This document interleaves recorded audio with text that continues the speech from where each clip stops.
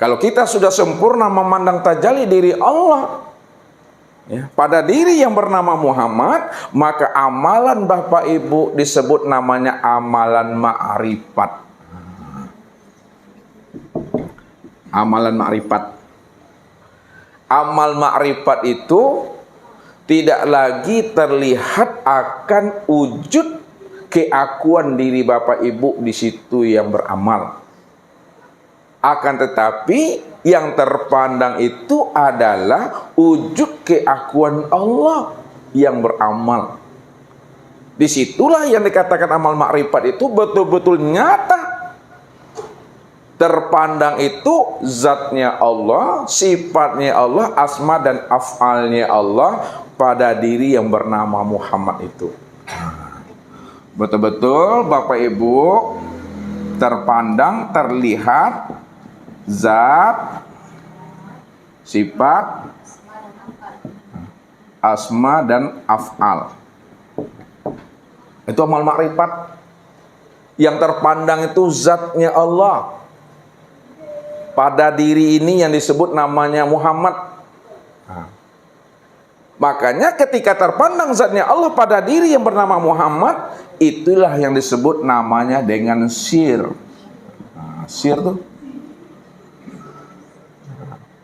Jadi zat Allah pada Muhammad, pada diri ini, pada insan, itu sir. Sifat Allah pada Muhammad, pada diri atau pada insan itu ruh. Asma Allah pada Muhammad, pada insan, pada diri kita itu, ya, ini disebut namanya dengan hati. Af'al Allah pada Muhammad, pada insan, pada diri kita itu disebut namanya tubuh. Jadi tubuh, hati, ruh dan sir itulah nyatanya Bapak Ibu memandang kesempurnaan wujudnya Allah itu. Memandang kesempurnaan wujudnya Allah yang sudah berupa insan. Rupanya diri Bapak Ibu itu sempurnanya memandang dirinya Allah itu. Itu yang dikatakan wallahu nafsiyun wa ana nafsahu wujudahu. Allah diriku ini wujudnya Allah. Jadi tak ada terpandang lagi wujud siapa-siapa, melainkan yang terpandang itu hanya wujud diri Allah itu sendiri. Kalau tidak lagi terpandang diri Bapak Ibu, yang terpandang hanya wujud dirinya Allah, pada saat Bapak Ibu menyembah. Pertanyaannya, karena di Bapak Ibu tak ada, yang adanya wujud diri Allah, pada saat Bapak Ibu menyembah, pertanyaannya, siapa yang menyembah dan siapa pula yang disembah? Pertanyaannya satu, siapa yang menyembah? Yang kedua, siapa pula yang disembah? Karena diri Bapak Ibu tak ada lagi, ya. Karena diri kita tidak ada, yang ada hanya diri Allah semata-mata. Siapa yang menyembah dan siapa pula yang disembah? Yang menyembah itu adalah sifat. Siapa nama sifat tuh? Muhammad. Muhammad. Pada diri insan rupa apa tuh? Pada diri insan rupa rupa tubuh. Dia. Jadi yang menyembah itu sifat, ya. Namanya Muhammad, pada diri insan itu disebut namanya dengan tubuh.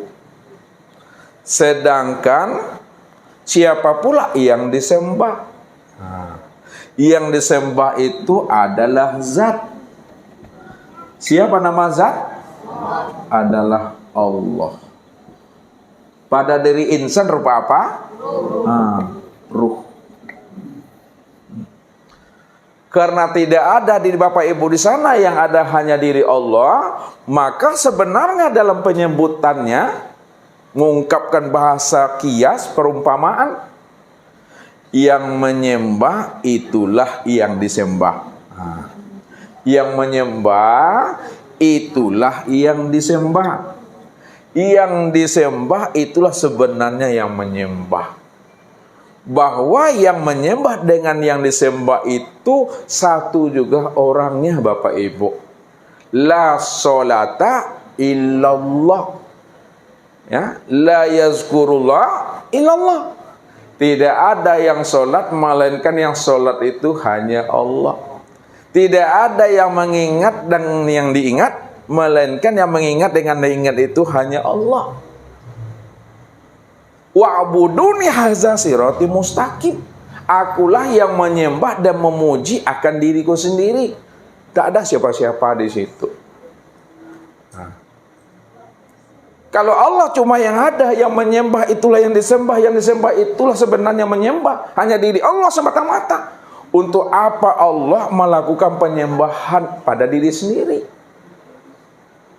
Sebenarnya Bapak Ibu, kalau kita sudah sempurna pemahaman kita kepada satu wujud, yaitu Allah, la sautun wala harfun. Nah, tidak ada lagi suara, tidak ada lagi kata, tidak ada lagi ucapan dan pertanyaan siapa yang menyembah, siapa yang disembah. Hilang kalimat itu, hilang bahasa itu. Kalau dizahirkan juga sempurna kalimatnya itu, Allah itu ingin menyaksikan akan kesempurnaan dirinya sendiri. Dirinya lah yang besar, dirinya lah yang terpuji, dirinya lah yang maha indah. Ketika Allah menyaksikan akan kebesaran dirinya sendiri, kesempurnaan dirinya sendiri, pujian diri sendiri, tujuannya bahwa tidak ada lagi yang wujud, yang besar, yang terpuji, dan yang maha indah melainkan aku, kata Allah. Akulah sebenarnya yang menikmati akan fiil diriku sendiri dengan kelakuan aku sendiri, kata Allah. Jadi Allah itu sebenarnya yang menikmati, yang menjalani akan perbuatan diri sendiri. Tak ada perbuatan siapa-siapa. Nah, kalau Bapak Ibu sudah paham hanya diri Allah sebenar-benarnya yang menjalani, yang menikmati akan dirinya sendiri, maka tidak ada kata dan bahasa di situ lagi. Tak ada sebutan itu Bapak Ibu. Nah, kalau disebutkan itu dalam rangka untuk menjelaskan, membukakan pahamnya. Sebab kalau tidak disebutkan dengan ucapan, dengan kata-kata, orang tidak akan pernah paham dan mengerti siapa dirinya yang sebenarnya. Tapi kalau kita sudah paham siapa diri kita yang sebenarnya, maka ketika itu yang ada hanya diam saja. Diam dalam artian paham, diam dalam artian mengerti. Tinggal menjalani aja lagi Bapak Ibu. Itulah duduknya menikmati.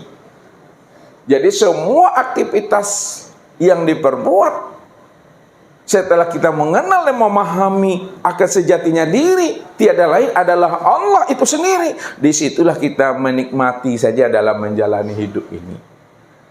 Ya. Tetap kita bersyariat, itu bahasanya. Tetap juga keluar bahasanya. Tapi yang bersyariat itu bukan diri Bapak Ibu. Tetap bertorikat, tapi yang bertorikat itu bukan diri Bapak Ibu. Tetap berhakikat dan bermakrifat, namun yang berhakikat dan bermakrifat itu bukan diri Bapak Ibu, hanya diri Allah semata-mata. Kalau hanya diri Allah semata-mata, maka tidak pula disebut lagi Allah itu bersyariat. Tidak lagi pula disebut Allah itu bertorikat. Tidak lagi pula disebut Allah itu berhakikat dan bermakrifat. Cukup Allah saja. Nah, kalau dah paham kita cukup Allah saja, maka cukup Allah itu pun tak boleh diucapkan. Mengerti aja lah tuh. Nah, aniang sela, antok sela. Nah, itu maksudnya. Aniang dan antok bukan awak nak mengecek Bapak Ibu. Tetap awak mengecek, tapi awak sadar yang mengecek itu tiada lain adalah yang mengecek itu. Tetap awak berkata, berbicara, namun yang berkata dan berbicara itu tiada lain si kalam itu. Si kalam itu aku. Akulah sebenarnya yang berkalam itu, kata Allah. Tidak ada siapa-siapa. Aku memahaminya ke dalam diri.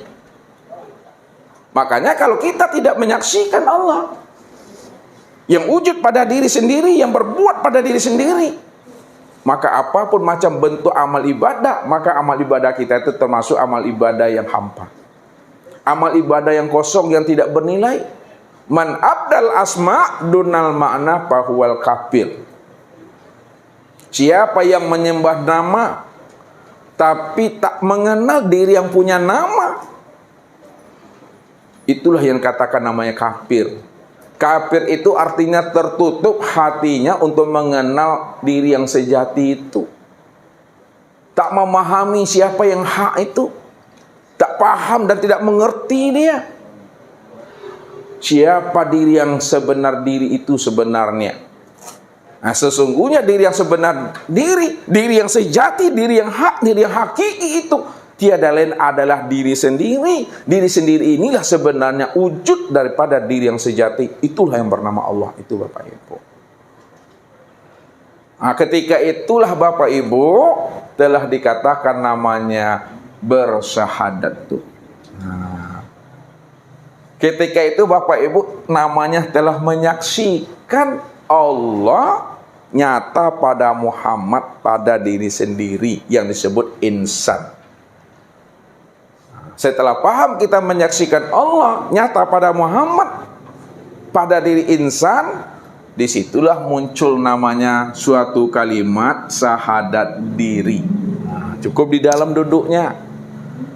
Syahadat diri itu betul-betul menyatakan pada diri tidak ada yang wujud pada kulit, daging, urat, tulang, limpa, hati, jantung, rabu, empedu, buah punggung, ruh dan sir, melainkan hanya Allah.